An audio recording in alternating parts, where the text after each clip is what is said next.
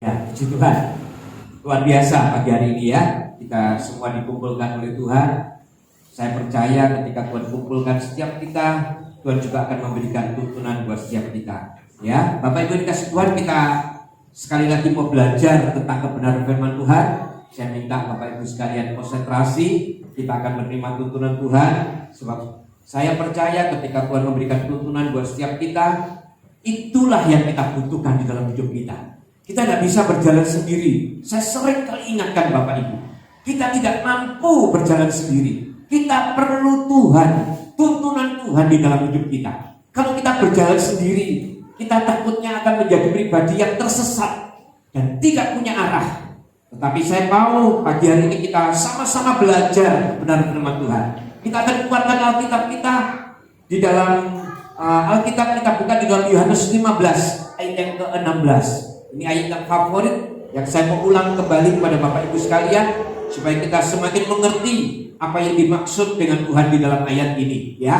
Kita akan buka di dalam Yohanes 15 ayat yang ke-16. Demikian firman Tuhan. Bukan kamu yang memilih aku, tetapi akulah yang memilih kamu. Dan aku telah menetapkan kamu supaya kamu pergi dan menghasilkan buah.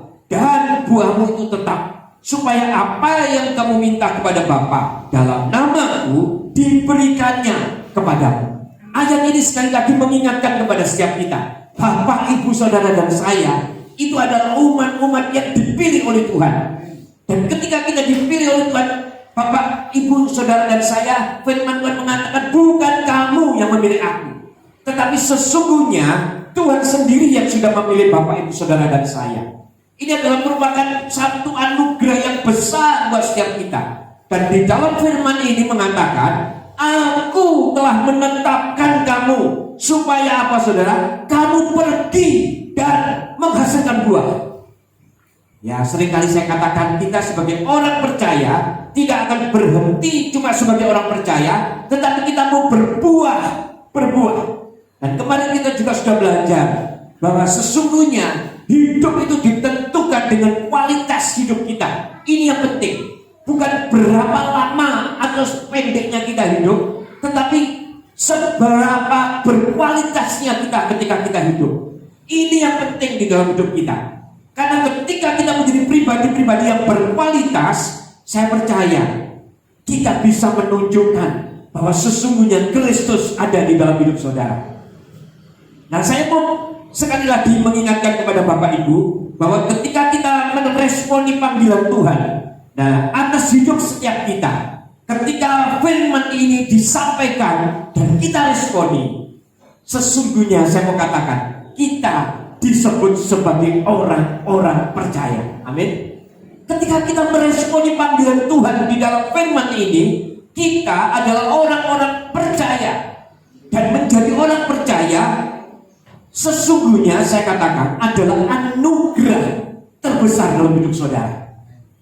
Ketika saudara dipilih dan saudara meresponi, saudara menjadi orang-orang percaya, itu sesungguhnya saudara menerima anugerah daripada Tuhan. Dan inilah yang membuat setiap kita menjadi pribadi-pribadi yang selalu bisa mengucap syukur. Karena dulunya kita ini siapa tuh saudara? Dulunya kita ini apa? Tetapi karena anugerah atas hidup saudara yang diberikan Tuhan untuk kita, maka kita menjadi orang-orang percaya. Yang artinya kita menjadi orang-orang yang dikhususkan oleh Tuhan. Nah saudara, saya mau lanjutkan kembali. Ketika kita menjadi orang percaya, sesungguhnya Tuhan juga ingin mempercayai saudara. Ya, saya ingatkan kepada saudara, saudara tidak berhenti cuma sebagai orang yang percaya dan setelah itu selesai. Tidak.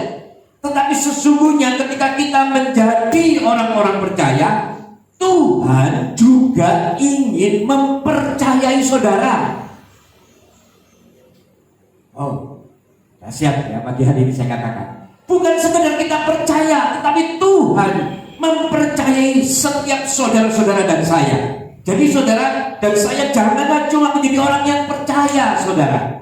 Ketika kita cuma menjadi orang yang percaya, tetapi tidak dipercaya oleh Tuhan, Wah, repot kalau sudah seperti itu. Makanya kita harus menjadi orang percaya yang bisa dipercaya oleh Tuhan. Amin. Ini yang harus menjadi tujuan daripada kehidupan saudara. Bukan cuma saudara percaya kepada Tuhan, tetapi sesungguhnya saudara harus membuat Tuhan juga mempercayai saudara. Nah sekarang saudara, kenapa kok mesti dan harus sebagai orang percaya bisa dipercaya oleh Tuhan? Ada apa? Kenapa saudara?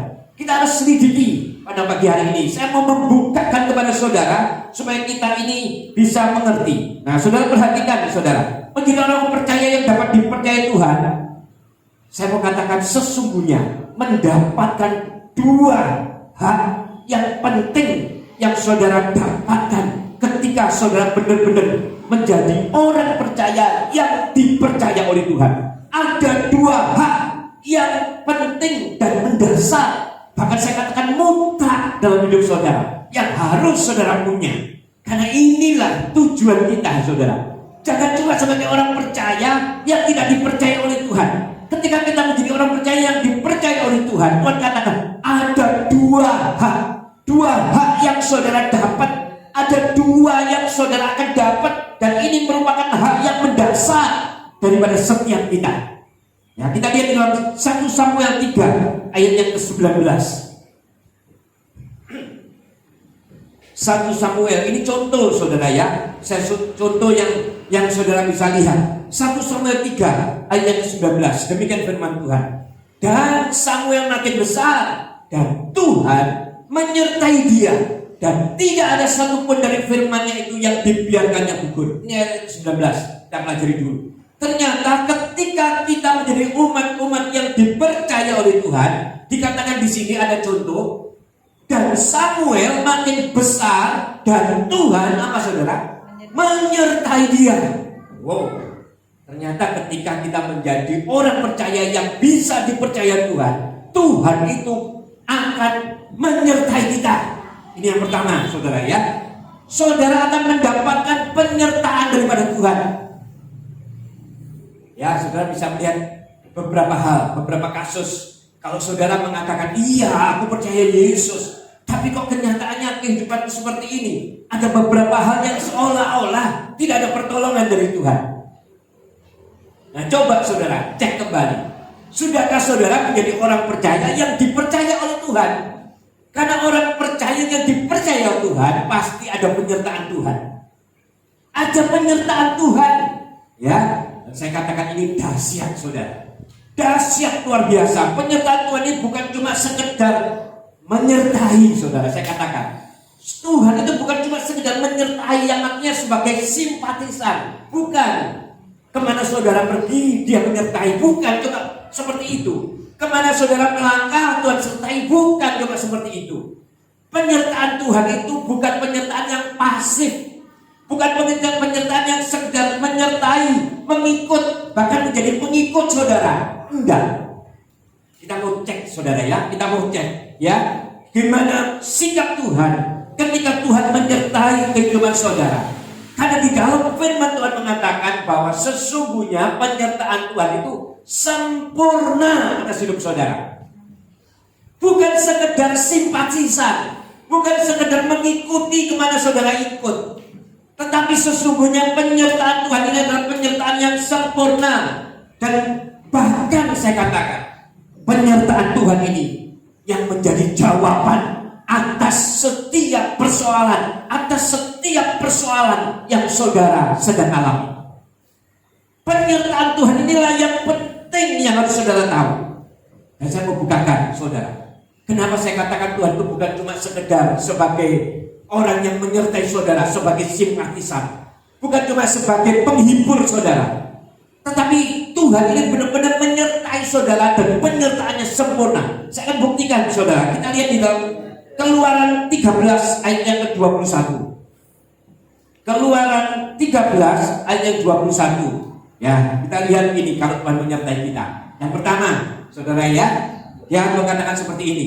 Keluaran 13 ayat 21. Tuhan berjalan di mana saudara? Di depan mereka. Oh, dahsyat saudara ya. pada siang hari dalam tiang awan untuk menuntun mereka di jalan, dan pada waktu malam dalam tiang api untuk menerangi mereka, sehingga mereka dapat berjalan siang dan malam. Sudah perhatikan, bangsa Israel adalah umat pilihan. Bangsa Israel percaya kepada Tuhan. Bangsa Israel percaya, tetapi sayangnya kadang ada satu hal, bangsa Israel tidak mendapatkan kepercayaan dari Tuhan karena sikap daripada bangsa Israel. Tetapi ketika Tuhan menyertai dengan sempurna, Tuhan mengatakan Tuhan berjalan di depan mereka. Oh, bukan cuma sekedar kamu kemana aku ikut. Ya, saya ingatkan terus ini kepada saudara, supaya menjadi kekuatan buat kita. Bukan cuma Tuhan, oh Tuhan aku yang paksa, ya wes aku ikut. Tuhan aku bekerja cari nafkah, ya wes aku ikut. Bukan saudara. Tuhan kita tidak punya sikap atau sifat seperti itu. Tuhan kita tidak punya sikap yang sebagai pengikut simpatisan saudara. Bukan. Nah, kita lihat lagi sekarang di dalam Yesaya 45 ayat yang kedua. Ya, kita lihat di dalam Yesaya 45 ayat 2. Nah, ini lebih dahsyat lagi saudara. Ya, firman Tuhan mengatakan, aku sendiri hendak berjalan di depanmu.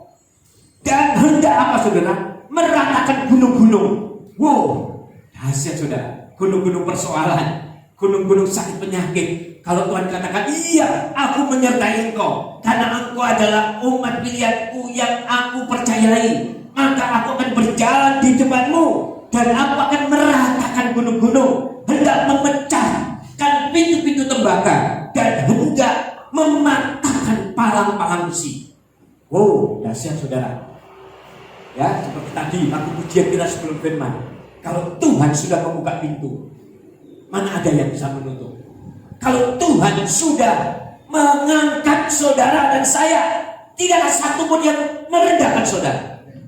Ini Tuhan kita, saudara.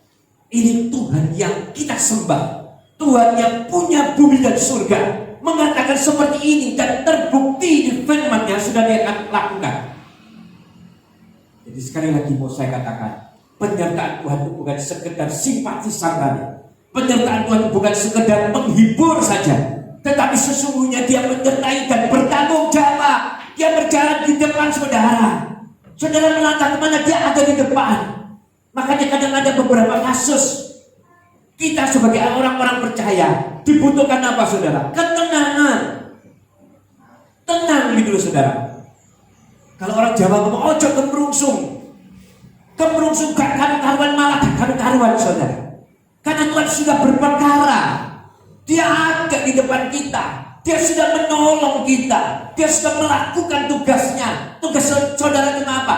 Cuma memberikan penyertaan, melangkah dengan pasti dan percaya kalau Tuhan sudah berjalan di depan kita. Cuma kadang-kadang manusia itu memang seperti itu saudara. Semuanya, bukan cuma 1-2 orang.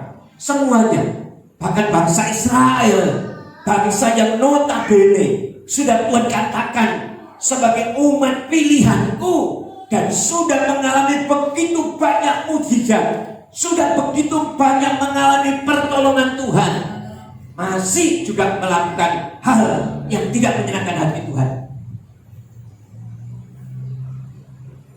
Pagi hari ini, mari kita membuka pemikiran kita. Tuhan kita ini bukan cuma sekedar Tuhan yang diam saja dan saudara yang bergerak. Bahkan di dalam ayat ini mengatakan, aku sendiri hendak berjalan di depanmu. Yang artinya apa? Saudara bahkan tidak melakukan apa-apa. Yang saudara lakukan cuma percaya dan mengikuti jalannya. Dia akan membukakan, meratakan gunung-gunung, memecahkan pintu-pintu tembaga, dan mematahkan palang-palang besi. Ini yang dilakukan. Nah, ketika itu terjadi, saya percaya Bapak Ibu adalah umat-umat yang hidup di dalam rencana Tuhan. Nah saudara, saya mau katakan sekali lagi, perjalanan kehidupan itu memang tidak selalu mulus-mulus saja. Oleh sebab itu perlu penyertaan Tuhan. Ada di tempat ini yang tidak mau disertai Tuhan. Wes, tidak mau aku Pak. Kalau disertai Tuhan, Kalau aku menggok-menggok dikit kan gak enak. Izin sungkan be Tuhan. Malu aku be Tuhan. Aku cik belok-belok dikit. Jangan saudara. Kalau saudara seperti itu, saudara akan hilang arah. Saudara akan tidak punya pegangan lagi. Penyertaan Tuhan itu akan terus terjadi. Dan kita harus benar-benar berjalan dengan sungguh-sungguh. Saya mau kasih contoh di Alkitab. Ada seorang nabi yang besar. Dan seringkali saya katakan, dia katakan tidak akan mau berjalan kalau engkau tidak berjalan bersama dengan aku. Ini seorang yang dipakai Tuhan luar biasa. Sudah punya kekuatan yang daripada Tuhan, punya senjata yang daripada Tuhan untuk menghadapi apapun. Ya, ada tongkat, dia punya kuasa untuk memperkatakan, dan semua terjadi ya. Yang kita namakan di dalam Keluaran 33 ayat 15. Ya, ini Musa, saya katakan. Ini pribadi yang luar biasa. Keluaran 33 ayat yang ke-15. Haleluya. Demikian firman Tuhan. Berkatalah Musa kepada Tuhan, jika engkau sendiri tidak membimbing kami, janganlah suruh kami berangkat dari sini. Wow, ini kata-kata ini terkesan sepertinya kurang ajar kepada Tuhan. Tetapi sesungguhnya ini pernyataan dari Musa yang keluar dari hatinya yang paling dalam. Dia merasakan, aku gak mampu loh Tuhan, aku gak bisa loh Tuhan. Kalau engkau tidak membimbing aku, percuma aku berjalan. Nah, demikian juga dengan saat ini mungkin. Kalau engkau tidak membimbing aku Tuhan, percuma aku melangkah. Tidak akan mendapatkan apa-apa Tuhan. Tidak akan mendapatkan sesuatu. Karena kenapa? Karena engkau tidak berjalan bersama dengan aku. Nah, ini yang harus kita lakukan sebagai orang-orang percaya. Haruslah memastikan bahwa sesungguhnya Tuhan berjalan bersama dengan kita. Ini yang pertama. Ketika kita menjadi orang percaya yang dipercaya oleh Tuhan, mendapatkan penyertaan dari Tuhan. Nah, orang percaya yang sangat perlu dan membutuhkan penyertaan Tuhan. Karena orang percaya yang merasa perlu dan sangat-sangat membutuhkan pertolongan daripada Tuhan, orang percaya inilah yang sesungguhnya dipercaya oleh Tuhan. Nah, dan orang percaya yang dapat dipercaya oleh Tuhan, ini mendapatkan penyertaan Tuhan. Ini yang pertama yang harus kita tahu. Dan yang kedua, sekarang kita pelajari. Kita buka di dalam Ulangan 7 ayat ke-9. Ya, ini yang kedua yang didapat ketika kita menjadi orang percaya yang dapat dipercaya oleh Tuhan. Kita lihat di dalam Ulangan 7 ayat 9. Sebab itu haruslah kau ketahui bahwa Tuhan Allahmu, dialah Allah yang setia, yang memegang perjanjian dan kasih setianya terhadap orang yang kasih kepadanya dan berpegang pada perintahnya sampai kepada beribu-ribu keturunan. Orang yang percaya dan dapat dipercaya oleh Tuhan itu pertama tadi mendapatkan penyertaan Tuhan. Yang kedua, dia mendapatkan janji-janji daripada Tuhan. Orang percaya yang dapat dipercaya oleh Tuhan ini mendapatkan janji-janji Tuhan. Dan saudara bisa baca tadi di dalam ayat ini, janji Tuhan itu adalah janji yang pasti digenapi dan berlaku sampai kepada beribu-ribu keturunan. Saudara mau anak cucu saudara diberkati Tuhan? Ayo jadilah orang yang percaya dan dapat dipercaya oleh Tuhan. Ini merupakan satu kunci dari kehidupan setiap kita yang dapat berjalan bersama dengan Tuhan dan mengalami kemenangan demi kemenangan. Tuhan itu sudah berjanji buat setiap kita.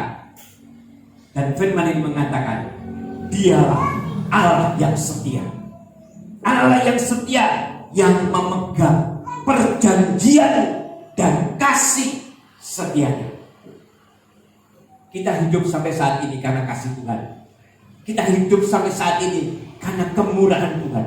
Kita hidup sampai saat ini adalah karena janji-janji Tuhan.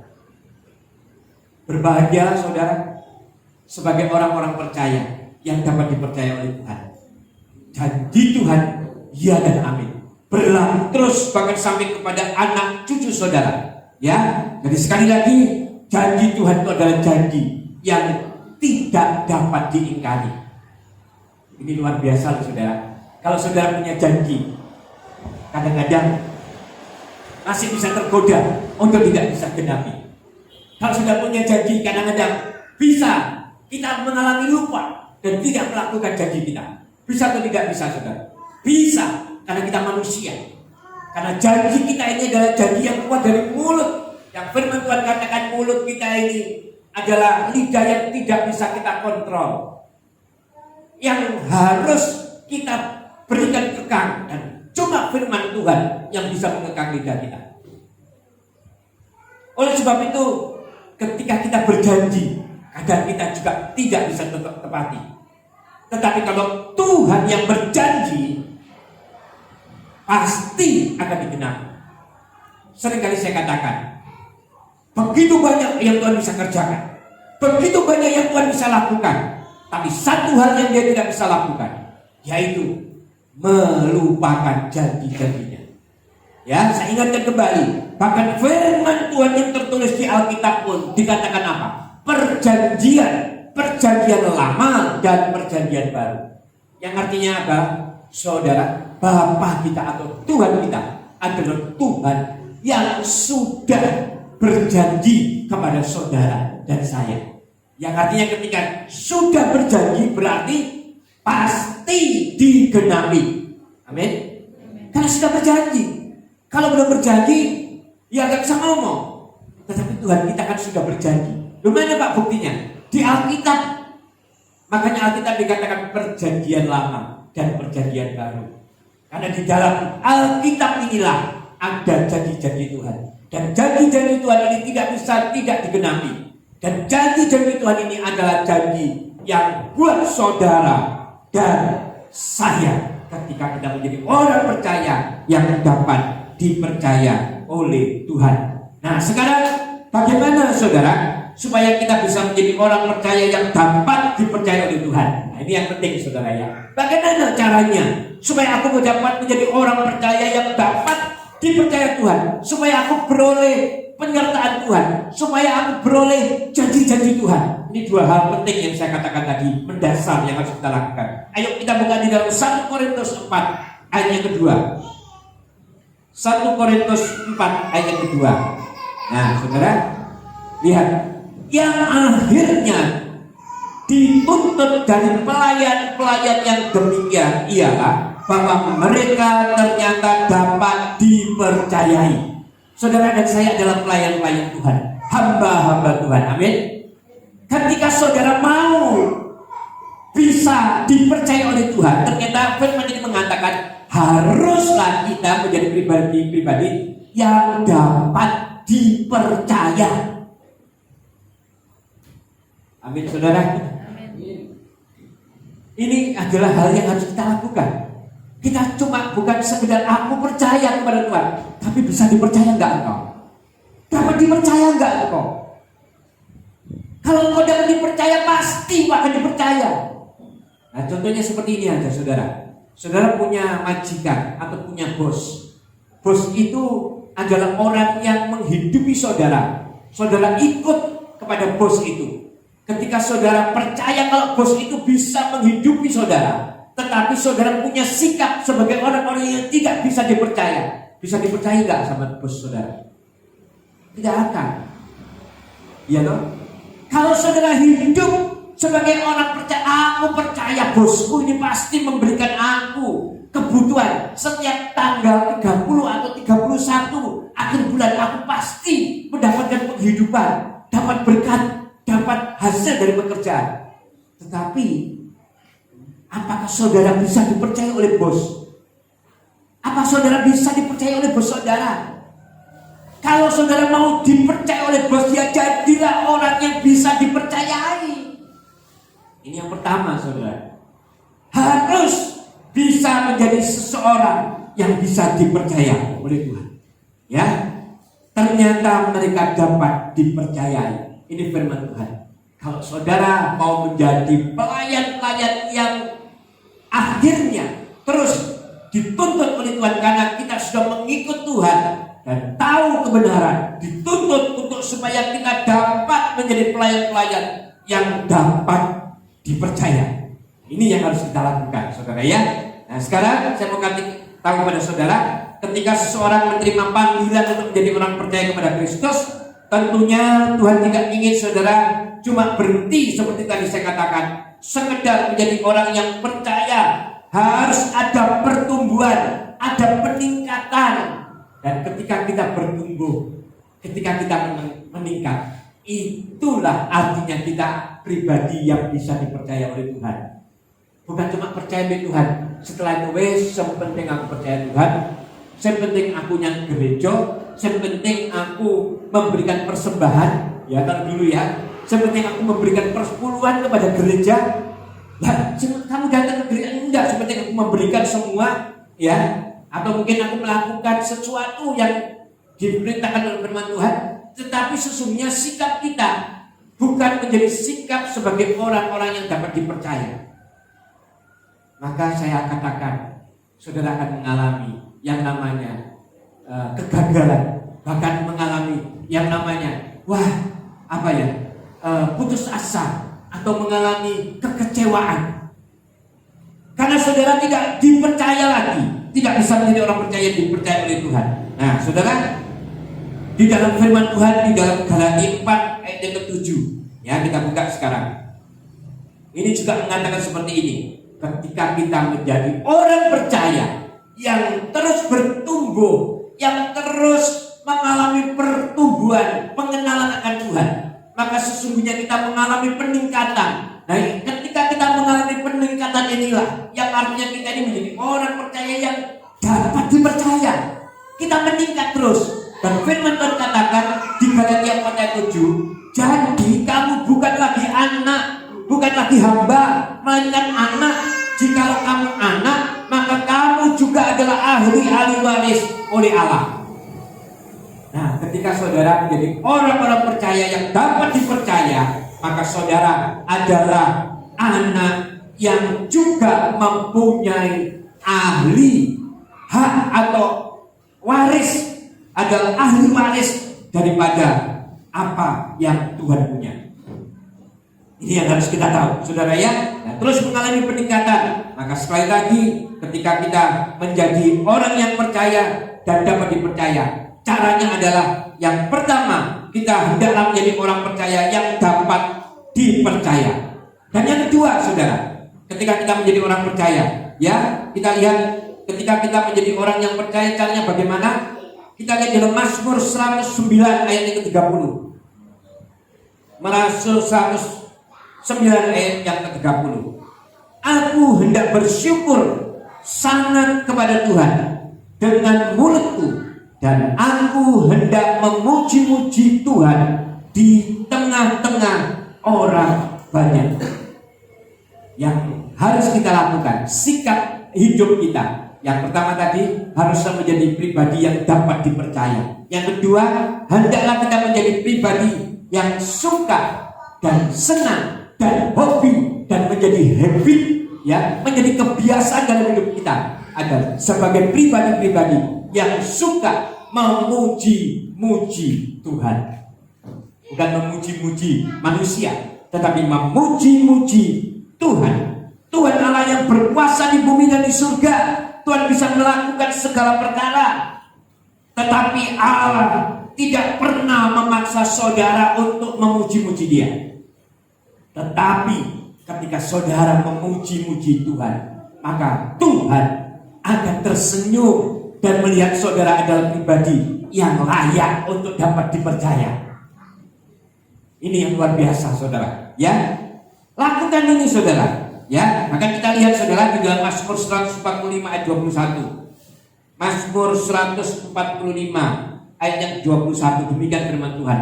Mulutku mengucapkan puji-pujian kepada Tuhan, dan biarlah segala makhluk memuji namanya yang kudus untuk seterusnya dan selamanya. Sekali lagi, kita sebagai orang percaya yang mau untuk dipercaya oleh Tuhan, hendaklah setiap kita tidak memuji diri sendiri, tetapi memuji-muji, terus memuji-muji Tuhan sampai Tuhan memuji saudara. Oh, bisa gak saudara? Bisa.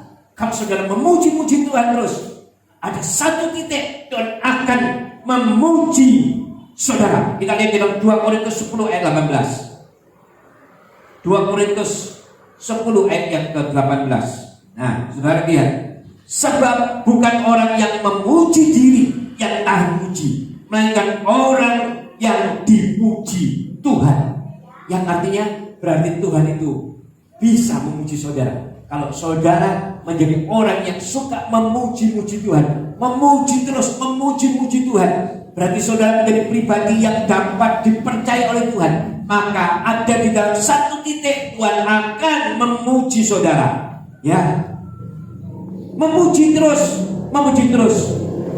Sebab orang yang suka memuji Tuhan adalah orang-orang yang tahan puji. Firman Tuhan ini mengatakan seperti itu. Orang yang suka memuji-muji Tuhan adalah orang-orang yang tahan puji. Dan saya mau pada pagi hari ini, kita semua adalah orang-orang percaya yang dapat dipercaya oleh Tuhan. Ketika kita menjadi orang percaya yang dapat dipercaya oleh Tuhan, yang pertama kita akan mendapatkan penyertaan daripada Tuhan. Yang kedua, kita mendapatkan janji-janji Tuhan. Dan cara kita, sikap kita bagaimana? Hendaklah kita menjadi, yang pertama, menjadi orang yang bisa dipercaya oleh Tuhan. Ini yang pertama. Yang kedua, hendaklah kita menjadi pribadi yang selalu dan suka memuji-muji Tuhan. Amin. Pujilah Dia. Bahkan firman Tuhan di dalam kitab Mazmur mengatakan, pujilah Dia, pujilah hai jiwaku, pujilah Engkau Tuhan, Allah semesta alam, Allah yang mempunyai langit dan bumi. Dialah yang layak dipuji, karena Dia adalah Allah yang memang menyertai setiap hidup kita. Ayat yang terakhir kita lihat di dalam Kisah Rasul 2 ayat yang ke-47. Kisah Rasul 2 ayat 47. Nah, kita lihat ini tandanya. Kalau saudara menjadi pribadi-pribadi yang suka memuji-muji Tuhan, ya, artinya sampai Tuhan memuji saudara, maka saudara akan ada tandanya, yaitu sebagai pribadi yang disukai oleh semua orang. Nah, kita lihat di dalam Kisah Rasul 2 ayat 47. Sambil memuji Allah, dan mereka disukai semua orang, dan tiap-tiap hari Tuhan menambah jumlah mereka dengan orang yang diselamatkan. Ternyata kalau kita lihat di dalam Kisah Rasul 2 ayat 47 mengatakan sambil memuji Allah, yang artinya memuji-muji Allah terus, mereka menjadi pribadi-pribadi yang disukai oleh semua orang. Nah, sekarang saudara, mari kita cek diri kita. Sudahkah kita menjadi pribadi-pribadi yang disukai oleh orang-orang? Jangan sampai kita sudah menjadi orang percaya, ternyata ketika kita kumpul bareng-bareng dengan orang, orang mengatakan, ayo ngalih, orang itu datang ngalih, ayo. Jangan sampai saudara, ya. Kalau seperti itu, jangan saudara adalah pribadi yang tidak suka memuji-muji Tuhan, dan bukan sebagai orang percaya yang dapat dipercaya oleh Tuhan. Sebab orang percaya yang dapat dipercaya oleh Tuhan sukanya memuji-muji Tuhan, dan ketika memuji-muji Tuhan, maka banyak orang akan menyukai saudara. Saya juga tidak menyangka sampai saat ini saudara, Tuhan bawa kehidupan pribadi saya sampai seperti ini. Saya merasakan, Tuhan buka jalan di mana-mana. Tuhan koneksikan saya dengan koneksi ilahi. Ketemu dengan banyak orang, ketemu dengan beberapa orang ini, orang itu, ya. Ketemu sama orang ini, orang itu, sepertinya dikoneksikan oleh Tuhan. Dan saya katakan, kalau bukan karena mulut ini suka memuji Tuhan, maka saya percaya kita pasti akan menjadi pribadi yang tidak disukai oleh orang. Ini firman yang saya pegang. Makanya saat ini kan suka Zoom ya saudara, ya. Saudara sering lihat banyak Zoom. Ketika tugas ada, mendapatkan tugas, apapun tugas itu, ya, saya pasti katakan kalau saya bisa, ya siap. Makanya saudara katakan, wah Pak Wilson itu sukanya Zoom terus, saya Zoom terus. Som saya melayani saudara. Bukan cuma saya sekedar som terus melihat. Entah itu pelayanan saya sebagai pemuji atau pelayanan saya sebagai orang yang menyampaikan kebenaran firman. Tetapi di dalam som inilah saya berusaha untuk menjadi orang percaya yang dapat dipercayai Tuhan. Dan kenyataannya banyak yang saya kenal ya, melalui banyak media, juga banyak yang saya kenal melalui beberapa orang. Dan ini adalah merupakan tanda kalau kita suka memuji-muji Tuhan, Tuhan pasti juga akan membuat setiap orang akan menyukai kita. Ya, kita akan praktek saudara ya. Amin. Firman Tuhan pada pagi hari ini saya tidak perpanjang. Ya, dalam ingat saudara, jadilah orang percaya yang dapat dipercaya oleh Tuhan. Amin. Mau saudara? Saya bukan cuma mengatakan seperti ini sebagai perintah, tetapi saya ngomong ini, saya juga sudah katakan kepada saudara, saya kasih caranya supaya saudara benar-benar bisa mempraktekkan sebagai orang percaya yang dapat dipercaya oleh Tuhan. Ya, ketika saudara dipercaya oleh Tuhan, yang pertama tadi saudara akan mendapatkan penyertaan Tuhan. Yang kedua saudara akan mendapatkan janji-janji Tuhan. Dan caranya bagaimana? Yang pertama, jadilah orang percaya yang dapat dipercaya oleh Tuhan, yang artinya bisa dipercaya. Sebab orang yang dipercaya oleh seseorang pastilah orang yang bisa dipercaya. Dan yang kedua, jadilah orang-orang yang suka memuji-muji Tuhan. Saya himbau kita semua ya, saudara, tempat ini juga yang punya mobil ya, mari di dalam mobil itu jangan dikasih lagu-lagu dangdutan ya enggak. Enggak tahu arah itu saudara. Saudara punya anak-anak, saudara punya keluarga, di mobil kasih lagu-lagu rohani untuk memuji-muji Tuhan. Amin saudara. Kasih lagu-lagu rohani. Saya praktekkan dulu soalnya saya seperti itu dulu saudara. Ya, tanya istri saya. Lagunya di dalam itu tidak ada yang lagu-lagu. Padahal saya adalah orang musik dulu. Saya suka. Saya punya kaset-kaset sampai sekarang ini saya punya. Sebagian sudah saya kasihkan ke orang. Mahal-mahal dulu. Zaman dulu itu saya beli itu sudah ratusan ribu. CD-CD yang bagus ya. Dari orang-orang penyanyi-penyanyi kuno itu yang saya, karena saya dulu kerjanya di musik. Ini saya punya. Tetapi satu pun, tanya istri saya, tidak pernah saya dengarkan. Yang saya dengarkan cuma puji-pujian, lagu puji-pujian. Makanya saudara kalau memuji Tuhan, ya boleh dikata 99% saya kenal lagu yang saudara nyanyikan. Ya, kenapa? Karena saya suka memuji. Ada lagu pujian saya dengarkan, ada lagu karena saya mau menjadi orang percaya yang dipercaya oleh Tuhan. Jangan saya mengajarkan kepada saudara untuk bisa menjadi orang percaya yang dipercaya Tuhan, tetapi kembali saudara sendiri tidak suka memuji-muji Tuhan, maka saya akan menjadi pribadi yang gagal, yang konyol kalau saya bilang. Ya, makanya ini firman, mari kita tangkap saudara ya. Mau kita belajar, kita perbaiki semuanya, baik di rumah kita juga setel lagu-lagu rohani. Jangan lagu-lagu yang tidak karu-karuan, saudara. Sekarang kan lagu-lagunya kayak gitu, saudara. Saya kadang-kadang pengen ketawa, tapi apa, saudara? Ya lagu ini ngetren banget, banyak lagu-lagu yang tidak karu-karuan. Nah, saya mau, mari kita warisi anak cucu kita dengan lagu-lagu yang memuji Tuhan. Amin. Karena inilah sikap sebagai orang yang percaya dan dapat dipercaya oleh Tuhan. Amin. Amin, saudara. Ya, saya tidak perpanjang firman. Mari kita tutup Alkitab kita. Saya tidak komen musik.